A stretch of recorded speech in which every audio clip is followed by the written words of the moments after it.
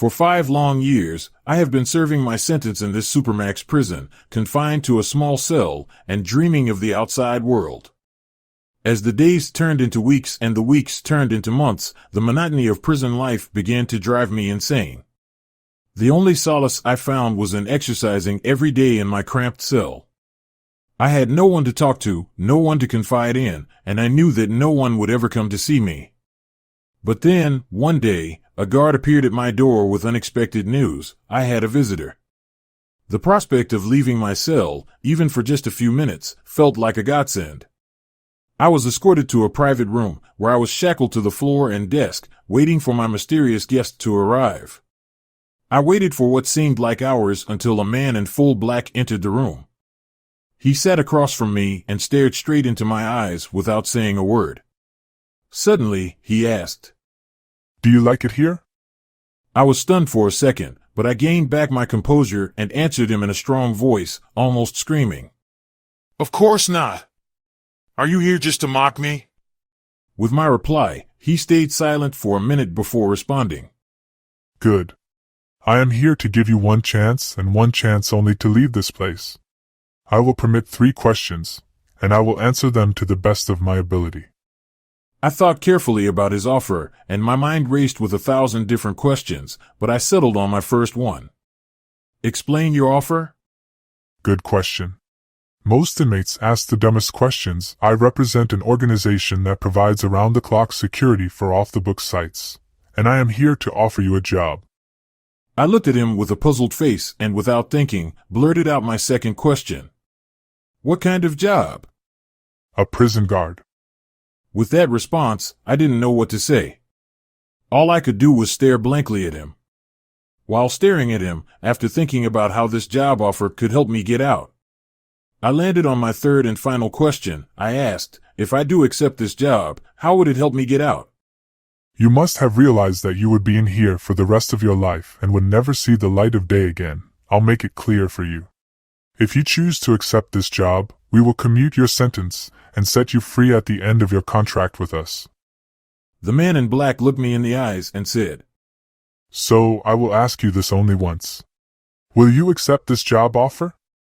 Without hesitation, I accepted the job offer, eager to leave the prison behind and start anew. But when I arrived at the organization's training facility, I soon realized that this would not be an easy path. From the first day, we were subjected to a grueling and unforgiving regime, pushing us to our physical and mental limits. The training exercises were punishing and relentless. We ran obstacle courses in full gear, climbed walls, and carried heavy weights across long distances. We practiced hand-to-hand combat techniques and learned how to shoot a variety of weapons under extreme pressure.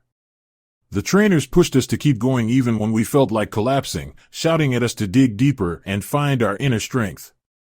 The instructors were tough and demanding, showing no mercy to any of us. They pushed us to the brink, hoping to weed out those who weren't cut out for the job. It was as if they wanted to break us down and then rebuild us into something stronger. But the mental challenges were just as demanding as the physical ones. We were forced to endure sleep deprivation, isolation, and sensory overload. We had to memorize complex codes and maps while under extreme stress, knowing that any mistake could have dire consequences. The trainers tested our decision-making skills and our ability to work as a team, constantly pushing us to our limits and beyond. Despite my hard work and dedication, as a former inmate, I was often assigned to the most dangerous tasks.